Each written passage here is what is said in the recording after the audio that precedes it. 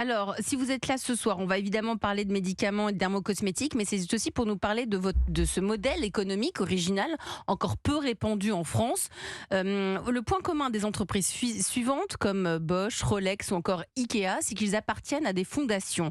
Vous, c'est exactement la même chose. Les laboratoires Pierre Fabre sont détenus en majorité par une fondation reconnue d'utilité publique. Ça signifie quoi? Ça veut dire que en fait, le fondateur de l'entreprise, donc Monsieur Pierre Fabre, a souhaité, lorsqu'il est décédé, donc en 2013, donner la majorité des titres qu'il détenait donc à cette fondation reconnue d'utilité publique qu'il avait créée en 1998 et qui a été reconnue pour son utilité publique en 1999.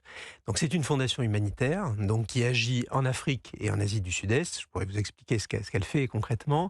Et cette fondation, eh bien, comme elle est notre actionnaire majoritaire, elle recueille 86% des dividendes que nous distribuons.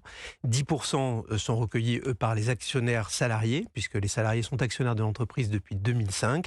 Et puis le reste, c'est ce que l'on garde, comme on dit, en autocontrôle, en fait, pour alimenter les deux autres parties. Pour alimenter tout ce qui est médicaments et dermocosmétiques? Alors, plus Non. exactement, quand vous regardez le capital d'une entreprise, donc 96%, je vous en ai décrit la détention, les 4 autres pourcents, c'est ce que l'entreprise garde elle-même en tant que titre, et ça permet d'alimenter les deux autres fonds. En revanche, la question que vous posez, c'est les investissements. Les Pour les investissements, on les fait en investissements. amont, en fait, de tout ça. Donc, les 200 millions que je disais dans le pitch tout à l'heure en termes de recherche et développement, et puis j'aurais pu rajouter aussi à peu près une cinquantaine de millions par an sur l'investissement industriel, et puis à peu près 200 millions aussi sur ce qu'on appelle le business development, c'est-à-dire ce qu'on va aller sourcer à l'extérieur de l'entreprise pour entretenir notre portefeuille de recherche et développement ou d'acquisition de jeunes pousses ou d'autres entreprises, comme on l'a fait par exemple récemment avec Même Cosmetics ou avec la Drôme Provençale. Ah, donc vous achetez en plus des Tout à fait, des startups. startups qui Donc vous démarrent. êtes très complet. Moi, quand je vous entends parler, je trouve que vous faites figure d'exception dans le paysage français.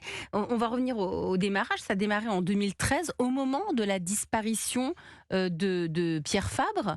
Il a voulu pérenniser ce modèle économique qui est totalement original.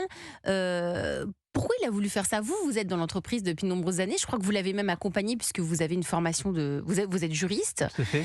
Comment ça s'est passé?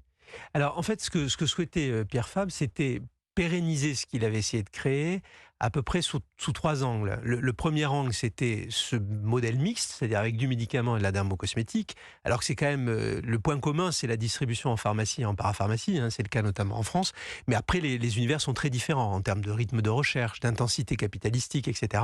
Donc pérenniser ça, pérenniser deuxièmement un ancrage en France et plus spécifiquement dans le sud-ouest, et puis ensuite être également à peu près sûr qu'au-delà de lui-même, si vous voulez, on continuerait à investir dans l'entreprise correctement, notamment en termes de recherche et développement, pour être capable d'entretenir les portefeuilles. Et en fait, il a donc créé ce modèle, donné ses titres à la fondation, et puis il a chargé un certain nombre de personnes extérieures à l'entreprise de vérifier que sur ce qu'on appelait des lignes générales de continuité, eh bien, elles respecteraient ses volontés, et notamment donc les trois que j'ai mentionnés. Donc c'est assez exceptionnel, à la fois en évolution capitalistique, mais également en volonté, si j'ose dire. Et puis maintenant, c'est 10 ans après sa disparition, puisque Pierre Fabre est décédé en juillet 2013. Donc 10 ans après sa disparition, le modèle perdure. On a été capable de passer un certain nombre d'étapes, le Covid, mais aussi une cyberattaque connue en 2021 qui nous a empêché de produire pendant 3 mois, et pour autant de pérenniser dans ce modèle et d'être une entreprise qui fait 10% de croissance et qui continue à investir.